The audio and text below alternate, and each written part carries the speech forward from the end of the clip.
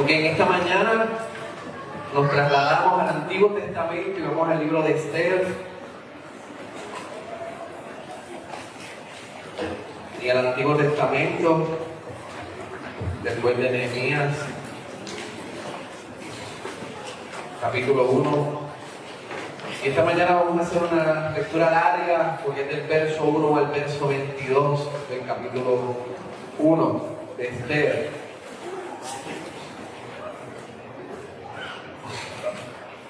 Yo entiendo que este libro de Esther, especialmente este capítulo 1, podemos estar un poco relacionados a él por las cosas que vamos a ver por medio del autor. Una de las cosas que sí tenemos que entender del libro de Esther es que en el libro de Esther no se presenta obras sobrenaturales como usualmente vemos en el Antiguo Testamento de parte de Dios para la preservación de su pueblo, sino que Dios utiliza medios ordinarios en este libro para cuidar a su pueblo, para cuidar a su gente. Anteriormente, en el Antiguo Testamento, quizás desde el principio podemos ver cómo Dios proveyó a Adán y Eva luego de la caída con ropa. O podemos ver cómo Dios le habla a Noé y le advierte del diluvio y que construye un arca. Y luego vemos ese juicio, ese acto sobrenatural de Dios donde llovió y surgió el diluvio. También en el Antiguo Testamento podemos ver a Moisés con la zarza ardiente, donde Dios le habló y le dijo: vas a librar a mi pueblo. Y le dio su nombre, Yahweh. O vemos también las señales de Moisés en el momento de liberar al pueblo de Dios, especialmente cuando él divide el Mar Rojo. Es Dios obrando de manera sobrenatural para cuidar, para preservar a su pueblo. Pero en el libro de Esther vamos a ver que también Dios usa medios ordinarios para preservar a su pueblo. Y nosotros podemos entender el libro de Esther porque es lo que Dios hace hoy día. Quizás Dios hoy no divide el mar, Dios no te habla por medio de un árbol consumido en fuego, pero aún Dios lo utiliza, el Dios soberano, el Dios creador de todas las cosas, utiliza su creación, utiliza los medios normales para nosotros para preservar a su pueblo. Y eso es lo que vamos a ver en el libro de Esther, la providencia de Dios, la providencia de nuestro Salvador. Si su condición física se lo permite, nos ponemos de pie y hacemos lectura. Prepárense para esta larga lectura del libro de Esther, capítulo 1, del verso 1 al 22, como reverencia a la palabra de nuestro Dios. Y dice así la palabra de Dios. Aconteció en los días de Asuero, el Asuero que reinó desde la India hasta Etiopía sobre 127 provincias, que en aquellos días, cuando fue afirmado el rey Asuero sobre el trono de su reino, el cual estaba en Susa, capital del reino, en el tercer año de su reinado, hizo banquete a todos sus príncipes y cortesanos, teniendo delante de él a los más poderosos de Persia y de Media, gobernadores y príncipes de provincias, para mostrar las riquezas de la gloria de su reino, el brillo y la magnificencia de su poder, por muchos días, 180 días. Y cumplido estos días, hizo el rey otro banquete por 7 días en el patio del huerto del palacio real a todo el pueblo que había en Susa, capital del reino, desde el mayor hasta el menor. El pabellón era de blanco, verde y azul, teniendo sobre puertas de vino y púrpura en anillos de plata y columnas de mármol.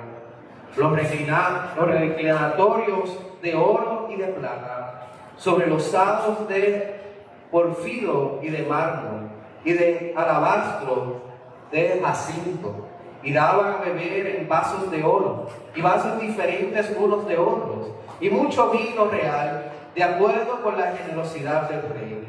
Y la bebida era según esta ley, que nadie fuese obligado a beber porque así lo había mandado el rey a todos los mayordomos de su casa, que se hiciesen según la voluntad de cada uno.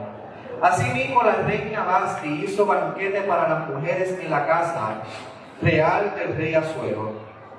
El séptimo día, estando el corazón del rey alegre del vino, mandó a Mehumán, Biztar, Arbonán, Bigtar, Abastar, Setar y Carcas, 7 eunucos que servían delante del rey Asuero, que trajese a la reina Vasti a la presencia del rey con la corona regia, para mostrar a los pueblos y a los príncipes su belleza, porque era hermosa. Mas la reina Vasti no quiso comparecer a la orden del rey enviada por medio de los eunucos, y el rey se enojó mucho y se encendió en ira. Preguntó entonces el rey a los sabios que conocía los tiempos, porque así acostumbraba el rey con todos los que sabían la ley y el derecho, y estaban junto a él Carcena, Setar, Admata, Tarsis, Meres, Marcena y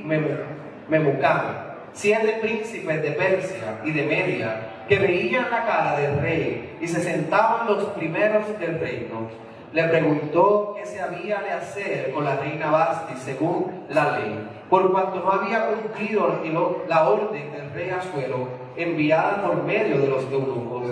Y dijo Memucán delante del rey y de los príncipes: no solamente contra el rey ha pecado la reina Vasti, sino contra todos los príncipes y contra todos los pueblos que hay en todas las provincias del rey Asuero, porque este hecho de la reina llegará a oídos de todas las mujeres, y ellas tendrán en poco estima a sus maridos, diciendo: el rey Asuero mandó traer delante de sí a la reina Vasti, y ella no vino. Y entonces dieron esto las señoras de Persia y de Media, que oigan el hecho de la reina, a todos los príncipes del rey, y habrá mucho menosprecio y enojo.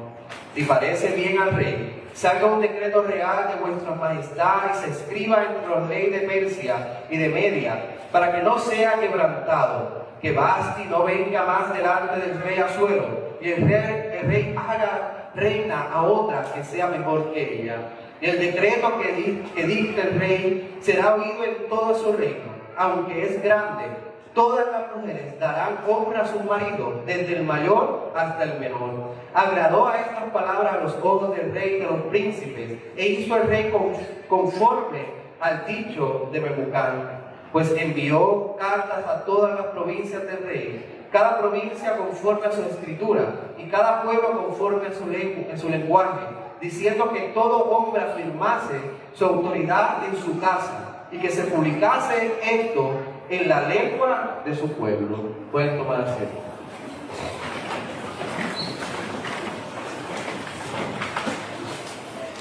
He dividido este mensaje en 3 puntos. El primer punto, el verso 1 al 8, la demostración del poder del rey. Del verso 9 en adelante, la demostración de la limitación del poder del rey. Quizás como conclusión el tercer punto, la demostración de la necesidad de un mejor rey. Como es el primero, la demostración del poder del rey. Para poder comprender el autor de Esther, el cual no se conoce el autor de Esther, tenemos que ver este primer capítulo como una sátira. Es una sátira, una crítica de las costumbres o exageraciones de alguna persona, los vicios de alguna persona, de manera burlona, como decimos nosotros, burlesca, pues, la correcta palabra. Y tenemos que ver este capítulo como eso. Primero, el autor nos presenta el reinado de Asuero. Él nos presenta su poder. Él dice que tenía bajo su reinado 127 provincias. Es decir, el autor comienza expresando de a dónde se extendía el poder del rey Asuero. ¿Hasta dónde llegaba su poder? ¿Dónde llegaba su reinado? ¿Dónde llegaba su influencia? A 127 provincias. Es decir, tenía gran terreno. Tenía mucha gente bajo su poder, bajo su servicio. Y dicho las provincias también podemos entender que tenía muchísimas riquezas. Mientras más grande el reino, más riqueza le podía sacar al pueblo, más recursos le podía sacar a la tierra. Pues así era el reinado de Asuero, era grande en manera, 127 provincias. Y vivía en la capital, en Susa. Y luego el verso 3 al verso 8. Vemos que en el tercer año de reinado hizo banquetes a todos sus príncipes y cortesanos, teniendo delante de él a los más poderosos de Persia y de Media, gobernadores y príncipes de provincia. No solamente el rey tenía gran terreno, no solamente el rey tenía muchos siervos, muchos pueblos bajo su servicio, sino que también él tenía grandes amigos. Tenía personas influyentes, tenía capitanes de guerra, tenía guerreros, tenía príncipes, tenía gobernantes. La historia dice que hizo este banquete para influenciar a estos hombres a que lo apoyaran a él en combatir a Grecia en el 483 a.C. Pero lo que el autor quiere principalmente presentarnos a nosotros es la gran influencia que tenía Asuero.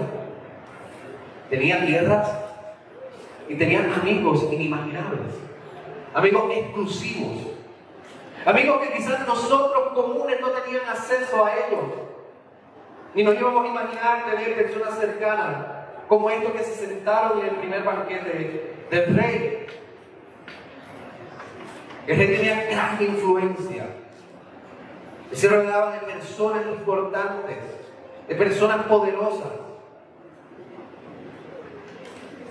El rey también, por medio de la invitación al banquete, por medio de aquellos que estaban en su mesa, quería demostrar su grandeza. Quería demostrar que él no tenía límites.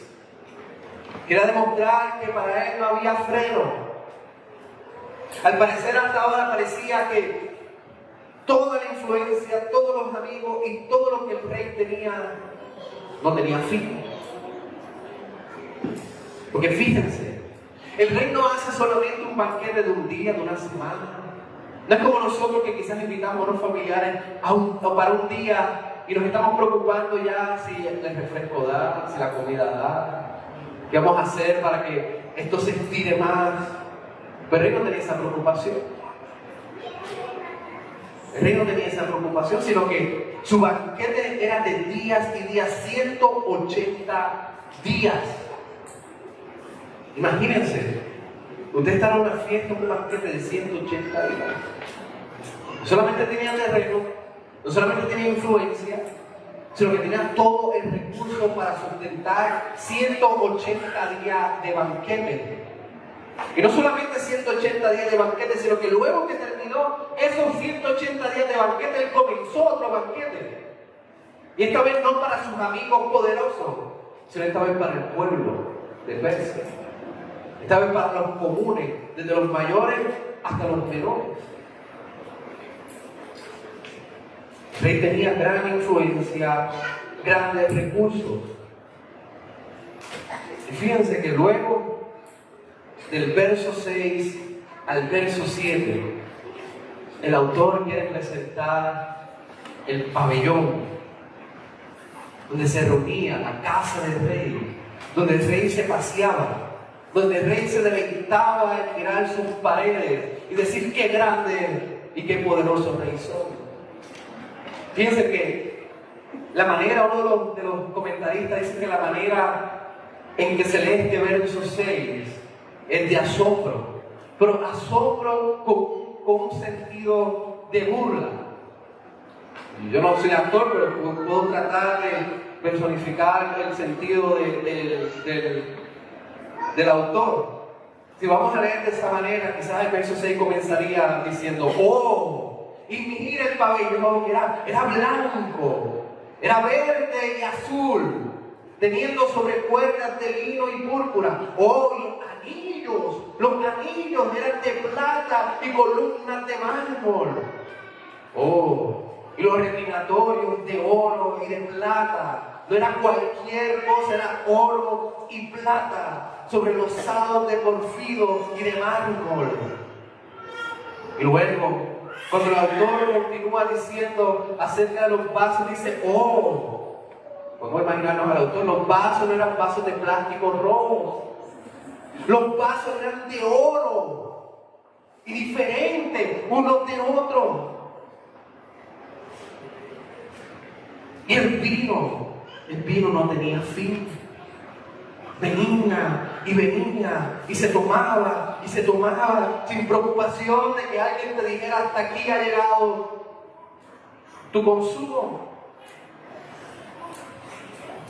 Era de asombro, cualquiera que entraba a ese pabellón se quedaba sin aliento de la hermosura y de la finura de aquel lugar.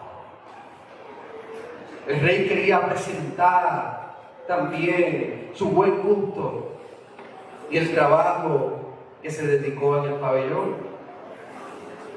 Hermanos, si nosotros pensamos en el rey Asuero, hoy día, si traemos al rey Asuero hoy día a estos tiempos, con las redes sociales, con todo lo que hay, el rey Asuero sería uno de los más seguidos. Pero el rey Asuero también sería uno de los más intolerables, no soportables. Porque él enseñaría todo lo que él hace.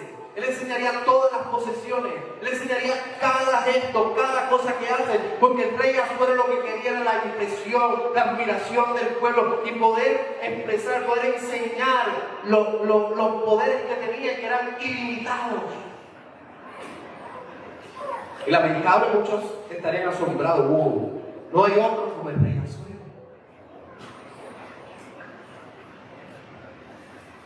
Pero el rey también tenía un problema, y lo podemos ver en el verso 7. Y daba a beber vasos de oro y vasos diferentes unos de otros, y mucho vino real de acuerdo con la generosidad del rey. Fíjense el verso 8. Y las bebidas eran según esta ley, que nadie fuese obligado a beber, porque así lo había mandado el rey a todos los mayordomos de su casa, que se hiciese según la voluntad de cada uno. Es decir, en este verso 8, el rey Asuero demuestra que él tenía un problema de control. Él no solamente quería exponer todas sus riquezas, todas sus grandezas, sus recursos ilimitados, sino que él quería también controlar cada detalle de la vida del pueblo. Y fíjense que aquí hay un decreto en donde no se necesita un decreto. Es un decreto en donde se supone que vaya el decreto. Dice que nadie fuese obligado a beber. O sea que si alguien no quería beber, no es porque era voluntad de la persona no beber, sino que el rey quería asegurarse que era decreto de él, de que esa persona no bebiera. Así de controlador era Asuero. Es decir, que si tú tienes la libertad de ponerte cualquier atuendo de ropa en tu casa, no, el rey Asuero quería asegurarse de que tú tenías permiso de usar cualquier atuendo porque él había hecho un decreto. Él quería controlar cada detalle de la vida del pueblo. Así que no solamente la riqueza, sino también él quería el control de todo. Él quería que todos hicieran su voluntad. Y hasta aquí el autor te presenta toda esa riqueza, todo ese deseo de control. Y el autor te dice, todo esto tenía el rey. Todo esto ilimitado, todo esto, todas estas cosas. Nadie controlaba al rey, nadie podía estar en contra del rey. El rey tenía control absoluto y riqueza absoluta de todo. Hasta que llegamos al verso 9.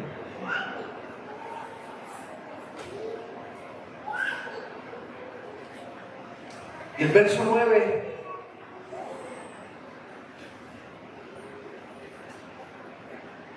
quizás la intención del autor es hacernos reír a nosotros, porque al fin y al cabo, si hay límites, nadie puede vivir sin límites.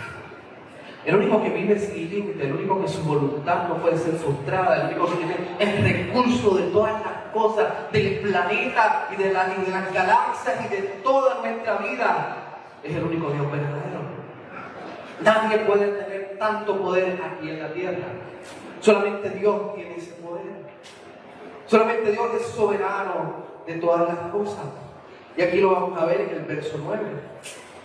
Aquí desde el verso 9 vamos a ver la demostración de la limitación del poder del rey. El verso 9 dice: asimismo la reina Vasti hizo banquete para las mujeres en la casa real del rey Asuero. Y el séptimo día, estando el corazón del rey alegre del vino, mandó a Mehumán, a Bizta, a Argoná, a Bigta, a Bacta, Setar y Carcas, 7 eunucos que servían delante del rey Asuero, que trajesen a la reina Vasti a la presencia del rey con las coronas regias, para mostrar a los pueblos y a los príncipes su belleza, porque era hermosa. Bueno, el rey quería traer a su esposa, pero el rey no tenía la intención de traer a su esposa para que los poderosos de la tierra pudieran conocerle, pudieran ver la virtud de ella, pudieran ver que era una mujer virtuosa quizá, o que era una mujer entregada a su rey, o que era una mujer entregada al servicio de su reino. Esa no era la intención del rey. El rey la quería utilizar como un trofeo, como algo que se demuestra, como un amuleto, como un objeto, como todas las cosas que él tenía anterior. Él tenía las riquezas para que otros la vieran. Él tenía estos grandes banquetes para que otros dijeran: wow, no hay otro como este rey. Y como la reina Vasti era hermosa, los comentaristas dicen que hermosa en todo aspecto que usted se puede imaginar una mujer hermosa, que será Vasti. Y él quería que los principales pudieran ver qué mujer tenía el rey Asuero. Era como un amuleto más, una posesión más. Hasta ahora el rey no demostraba amor por nada, ni tan siquiera amor por su esposa. Él no protegió a su esposa. Él no se entregó por su esposa. Él no le dio la seguridad que un esposo debe darle a su esposa. Él quería presumirla como un objeto, como un trofeo. En cierta manera, el autor quiere demostrar que el matrimonio de Asuero, del gran rey Asuero, era un desastre. Era solamente para las gradas. Era solamente superficial. Todo lo que él tenía era superficial. Era para que otros pudieran ver y asombrarse. Y cuando fueron a buscar a Vasti, la reina se rehusó a venir al rey. Y el rey se encendió en ira. Así que había límites para el rey Asuero. Y la manera en que el autor quiere decir es que, wow, el rey Asuero todo el reinado tenía, toda comida tenía, todo lujo tenía, pero a su esposa no podía controlar. Pero a su esposa no podía demostrar. Y en cierta manera el autor quiere que nosotros nos riamos de eso. El gran rey Asuero, todopoderoso, hasta que llegó hasta Vasti. No había límites, había límites al fin y al cabo para Asuero. Su esposa se rehusó a ser usada como objeto. Aunque no sabemos bien la intención ni el por qué Vasti tomó la decisión que tomó, pero el punto fue que no accedió al llamado del rey. Así que el autor, el rey al fin y al cabo tenía límite. Tenía límite. ¿Y qué nosotros podemos aprender de esto hasta ahora? Primero, que todos los reyes tienen límites, solamente uno que no tiene límite y es el único rey verdadero. El otro que podemos aprender es que no podemos fijar nuestras cosas en las cosas superficiales, en la riqueza, en la abundancia, en las cosas que quizás prometen prestigio, sino que tenemos que fijar nuestras cosas en aquello que es celestial, que es de Dios. Quizás muchos quieren tener estas riquezas y trabajar por esto y enfocarse su energía en las cosas terrenales. Quizás muchos quizás no tenemos las riquezas de asueto, pero quizás vemos algún atuendo y digamos, ese atuendo, voy a tener toda mi energía para tener ese atuendo. Ese catálogo que vi de una cocina espectacular, esa es la cocina que yo quiero ver. Voy a poner toda mi energía en tener esa cocina. Ese carro deportivo que tanto quiero, voy a poner toda mi energía en tenerlo. Y al fin y al cabo, cuando se obtienen todas esas cosas, nos damos cuenta que son vanidad de vanidades. Y al fin y al cabo, podemos seguir estando vacíos. Hermanos, en Persia, el rey Asuero era pagano. Era un pueblo que servía a dioses paganos, a costumbres paganas. El pueblo de Dios no debe vivir como los paganos, poniendo nuestra mirada en las cosas terrenales que el orín daña y corrompe, que el tiempo destruye. Nosotros tenemos que tener nuestra mirada en las cosas celestiales, en aquello que no perece, en aquello que es eterno, en aquello que se mantiene puro, en aquello que al fin y al cabo, al final de los días, no importa si tienes muchas posesiones o pocas posesiones, es lo que llena el alma del hombre pecador.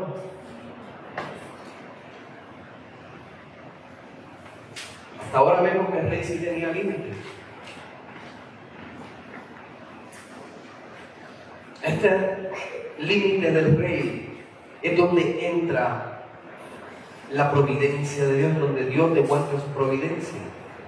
Fíjense que en el verso 13, preguntó entonces el rey a los sabios que conocían los tiempos, ¿por qué así acostumbraban a los reyes con todo lo que sabía la ley y de los derechos? Y estaban juntos a él, y él da los nombres de los que estaban juntos a él. Ese detalle de que la reina no quiso venir al rey, ahí se demuestra la providencia de Dios. Ahí se demuestra, y en ese momento se abrieron las puertas para que entonces la reina Esther entre en escena. El Dios que está verdadero no tiene límites. El Dios verdadero aún actúa en medio del pueblo pagano. Aún actúa en medio de un rey pagano. Aún decide en medio de una cultura pagana. Y parecía que el rey actuaba de manera impulsiva, no sabía qué hacer, pues déjame llamar a mis amigos, a mis consejeros para ver entonces qué otra ley puedo yo poner para que Vasti no se salga con la suya. Y el consejo que le dieron también veo una providencia de Dios, a un decreto, para que Vasti no entre más a tu presencia. Fíjense el verso 19 al final, dice: y el rey haga reina a otra que sea mejor que ella. A otra que sea mejor que ella. Aquí no hubo una división de mares. Aquí no hubo una salsa ardiente. Aquí no hubo una palabra de Dios directa a ninguna persona. Aquí vemos la providencia de Dios orquestando, trabajando, moviendo todas las fichas tal y como Él quiere. ¿Para qué? Para preservar a su pueblo, para cuidar a su pueblo. Otra reina mejor que ella, y nosotros sabemos quién va a venir en escena: la reina Esther. Dios permitió que Vasti no fuera, que se llevara un decreto donde ella no entrara más a la presencia del rey, para entonces Dios poner a la persona que iba a cuidar a su pueblo.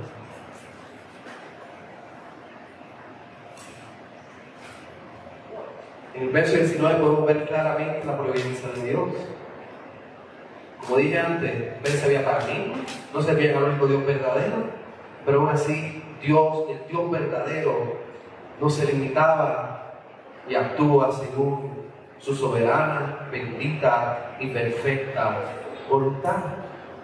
En el libro de Esther vamos a ver que Dios tiene cuidado de su pueblo, no necesariamente por medio de demostraciones sobrenaturales, sino por medio de los medios comunes que nosotros conocemos. ¿Y qué también podemos aprender de esto?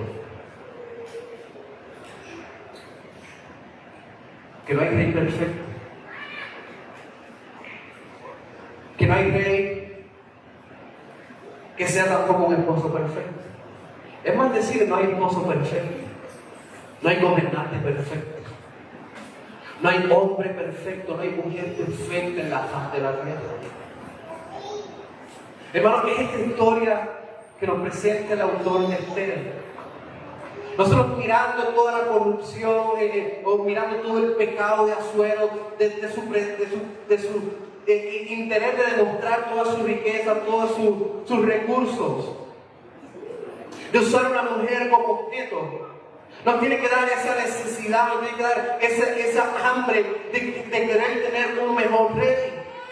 Eso es lo que demuestra el autor en su primer capítulo, demuestra la necesidad de un mejor rey. Necesitamos un mejor rey. Necesitamos un mejor esposo. Necesitamos uno más humilde, más entregado que el rey Asuero. Hermanos, necesitamos un rey mejor, que no solamente invite a los poderosos, a los influyentes de la tierra, sino que también invita a aquellos que son despreciados y débiles a la mesa. Necesitamos un rey que no se sirva a sí mismo para agradar a los hombres y que los hombres hablen de él en grandeza. Necesitamos a un rey que no venga a ser servido, sino que venga a servir. Pero un rey que, aunque vino a servir, es merecedor de toda gloria y de toda honra. Necesitamos a un rey que no utilice a su esposa como un objeto, sino un rey que dé su vida por ella. Necesitamos a un rey bueno, amoroso, que llame al pecador al arrepentimiento, que llame al débil a la restauración, que realmente extienda esperanza y salvación al pueblo. Hermanos, ese rey lo tenemos. Ese rey es el Señor Jesucristo. El rey que se despojó de su gloria, tomó forma de hombre y vino a morir en la cruz por amor de su iglesia, por amor de su pueblo. Y ese es el rey perfecto que no tiene límite al cual nosotros servimos. Nosotros tenemos que regocijarnos en eso, de que los recursos son ilimitados para nuestro rey, pero que también nosotros confiamos que es un rey que siempre busca el bienestar de su pueblo. No importa la situación, no importa las circunstancias que estemos pasando, las necesidades que estemos enfrentando, al final del día confiamos en que el rey no se sirve a sí mismo, sino que nuestro rey trabaja a nuestro favor. Porque así Él se entregó en la cruz del Calvario, porque así Él resucitó al tercer día y porque así Él está sentado a la diestra del Padre intercediendo por cada uno de nosotros. Pero también debemos de ver la acción de la reina Vasti. La reina Vasti no aceptó el llamado de su rey, por la razón que tuviera. Y quizás muchos dicen, sí, el rey Asuero, ¿quién iba a aceptar? ¿Quién iba a obedecer su llamado? Pero el rey que tenemos es perfecto. Y Él llama al pecador por medio del Evangelio. Él llama al pecador por medio de la proclamación de la buena nueva de que Cristo es el único Salvador que vino a vivir una vida perfecta, que murió en la cruz del Calvario y que resucitó al tercer día en lugar de todo aquel que se arrepiente de sus pecados y cree en su trabajo. Él demanda de que se le crea a Él como Salvador. De lo contrario, el que rechaza el Evangelio, el que rechaza a Cristo como Salvador, perece eternamente en las llamas del infierno. Así que su caso no es como el de Vasti. Vasti fue llamado por un rey malvado, por un rey que lo usó como objeto. Pero el único rey verdadero llama al pecador a la vida eterna. No sea como la reina Vasti,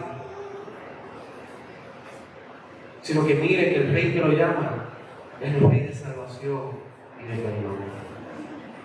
Hermanos, como iglesia miremos a aquel gran rey, como dije antes.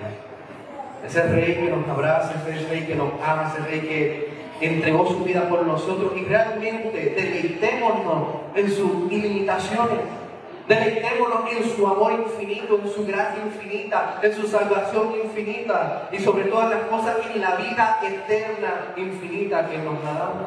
Realmente como iglesia regocijémonos, alegrémonos de que hemos alcanzado gracia delante de Dios, no por lo que hemos hecho, sino porque Él así ha querido para nosotros. Oramos.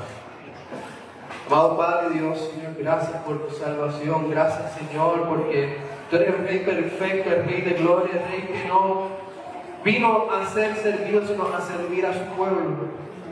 Ayúdanos, Señor, a ver la manera en que tú nos has cuidado, la manera en que tú has hecho provisión para nosotros, principalmente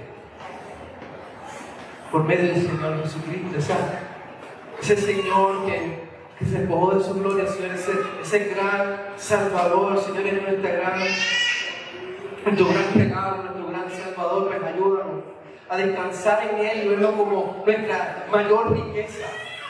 Que nada en la tierra, Señor, pueda obstruir, que nosotros podamos ver que nuestra mayor y gran y principal riqueza aquí en la tierra es la salvación que nos ha sido entendida en Cristo Jesús.